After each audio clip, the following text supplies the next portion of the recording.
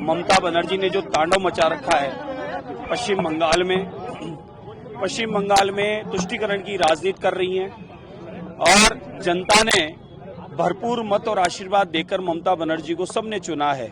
लेकिन आज ममता बनर्जी मूक बधिर होकर बैठी है और वहां पर हिंदुओं के साथ में जिस प्रकार से अत्याचार हो रहा है, पापाचार हो रहा है, बहन बेटियों की इज्जत लूटी जा रही है और व्यापारों को लूटा जा रहा है। हिंदू समाज पलायन कर रहा है और हिंदू समाज अब राजभवन की शरण और कहां छुपते छुपाते अपनी जान बचा रहा है। कितने लाखों आदमी मरे होंगे कुछ पता नहीं। मेरा मानना है ममता बनर्जी जैसी मुख्यमंत्री को कहीं ना कहीं शर्म खुद को कर लेनी चाहिए और अपना पद का त्याग करके और उन्हें खुद को अपने आप को चुल्लू भर पानी में डुबो लेना चाहिए। और राष्ट्रपति महोदय से मैं निवेदन करता हूं कि अब हिंदुओं पर जिस प्रकार का अत्याचार हो रहा है, ये मुगल शासन में भी ऐसा होता था। मुगलिया लोग ये इस प्रकार से अत्याचार करके धर्म परिवर्तन कराने का काम करते थे। हिंदू समाज की बहन बेटियों को उठाकर ले जाते थे, उनके व्यापारों को लूटने का काम करते थे। उस प्रकार की घटनाएं अगर आज पश्चिम बंगाल में हो रही है, मैं मानता हूं कि ममता बनर्जी कहीं ना कहीं उन मुगलों के ही स्वभाव के और कहीं ना कहीं उन्हीं के वंशज की लगती हैं, जिस प्रकार की हरकतें वो वहां करवा रही हैं। तो ममता बनर्जी को बर्खास्त करके जेल में होना चाहिए और राष्ट्रपति शासन वहां लगना चाहिए। और अब हिंदू समाज पूरे भारत का आक्रोशित है, दुखी है। कब तक बर्दाश्त करेगा? 1200 साल का संघर्ष था, लेकिन 2014 से आदरणीय प्रधानमंत्री जी के आने के बाद, मोदी जी के आने के बाद भारत में ऐतिहासिक परिवर्तन हुआ, विकास हुआ और भारत में आतंकवाद समाप्त हुआ। लेकिन पश्चिम बंगाल जैसे में बांग्लादेश जैसी स्थिति बनाकर मुझे लगता है कि ममता बनर्जी जिस प्रकार से पाकिस्तान बना, बांग्लादेश बना, मुझे लगता है पश्चिम बंगाल एक देश बनाने की योजना और षड्यंत्र तो नहीं रच रही। और घुसपैठियों को घुसाने का काम भी ये ममता बनर्जी के माध्यम से बॉर्डर से होता है और वहीं से अन्य स्थानों पर बांग्लादेशी घुसपैठिया, रोहिंग्या इत्यादि आते हैं। तो ममता बनर्जी पूर्णतः षड्यंत्र रच चुकी है देश को बर्बाद करने का। इसलिए अब हिंदू समाज आक्रोशित है।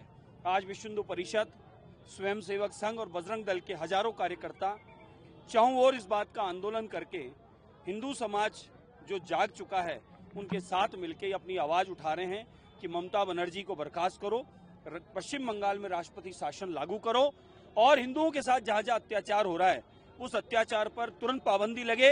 ये आतंकवाद स्वभाव के ममता बनर्जी जैसे जिन पर पाबंदी लगे और देश के हिंदू समाज की सुरक्षा और रक्षा के लिए पूर्णतः कोई जिम्मेदारी नियोजित तरीके से इसको तय किया जाए ताकि इस प्रकार की घटनाएं पुनरावृत्ति दोबारा न हो। और हिंदू समाज जिस प्रकार से शोषित हो रहा है, जिस प्रकार से उसके साथ में पापाचार अत्याचार किया जा रहा है, ये माहौल बनाकर देश का माहौल खराब करने की योजना षड्यंत्र रचा जा रहा है। आदरणीय मोदी जी के नेतृत्व में जो देश का विकास चल रहा है उस विकास को रोकने की ये षड्यंत्र रचा जा रहा है, तो वो तो रोकने वाला है नहीं। लेकिन ममता बनर्जी जैसे इन देशद्रोहियों को अब सजा देने की आवश्यकता है। वो मुक्त एजेंसियां हैं, उनका अपना, उस बारे में मेरा बोलना उचित नहीं है। ईडी अपना काम कर रही है और दूध का दूध और पानी का पानी समयानुरूप हो जाएगा। और ये सबको पता है, वाड्रा फैमिली, गांधी परिवार के जवाई जो अनगिनत घोटालों में लिप्त हैं, प्रियंका गांधी, राहुल गांधी, ये सब जमानत पे इस देश में रह रहे हैं। इस देश में न इनकी आत्मा बसती, न इस देश से प्रेम करते, न देशवासियों के हितकारी हैं। ये इस देश को लूटने वाले हैं। जैसे अंग्रेजों ने लूटा, जैसे मुगलों ने लूटा, अनगिनत आतंकवादियों ने लूटा, ऐसे ही इन्होंने देश को लूटा है। देश की जनता जान चुकी है और इनके जो पुराने किए हुए पाप कर्म और घोटाले हैं वो सामने आने ही चाहिए और समयानुरूप इनकी जांच होकर ये जेल के अंदर जाने ही चाहिए। आपके क्षेत्र में यूएस के वाइस प्रेसिडेंट आ रहे हैं, क्या कुछ इस तरह से स्वागत है, अभिनंदन है और हमारा सौभाग्य है। ये आदरणीय मोदी जी के नेतृत्व में 2014 से देश का जिस प्रकार से मान सम्मान बढ़ा है, प्रत्येक देशवासी का सीना 56 इंच का हो गया है।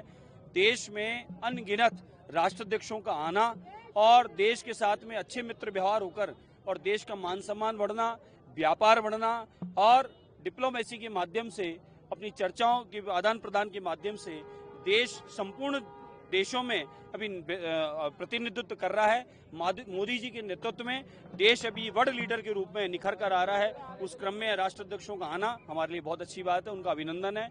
और हमें प्रसन्नता है कि हमारे इस परकोटे में, अपराग काशी में, ये हेरिटेज सिटी में अनगिनत हमारे अतिथियों का आवागमन होता रहता है।